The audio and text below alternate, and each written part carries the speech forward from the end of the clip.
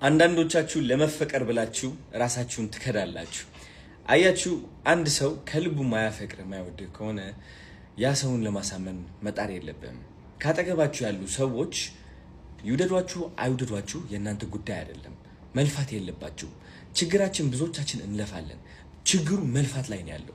እስከ ለፋህ ድረስ ህይወት ሁሌም ከባድ ትሆናለች። ከዛ ስንቴ ከተጎዳህ በኋላ ከተማርክ በኋላ መጨረሻ የሚገባ ነገር ምንድነው? ለቀቅ ማድረግ እንዳለብህ ነው። ሰው የፈለገውን ነገር እንዲመርጥ መፍቀድ እንዳለብህ ነው። አንዳንዱ ሊወድህ ይችላል፣ አንዳንዱ ላይወድህ ይችላል። አንዳንዱ አትመቸውም፣ አንዳንዱ ትመቸዋለህ። በቃ just like that, you know የምትወስነው ነገር አይደለም። በቃ ላይ አስገድደህ የምታሳምነው ነገር አይደለም። ሶ ማሳመን አቁሙ። በቃ just like ኑሩ እንደ ሰው። በቃ ላይ አዶናይ ይኖራል፣ በቃ ይራመዳል፣ ሱፍ ይለብሳል፣ ስራው ይሰራል፣ ቤተሰቦቹን ያግዛል፣ ሰው ያግዛል ከተመቸው። በቃ እነዚህ ነገሮች ተረዳችሁ። ሰው ወደደ አልወደደና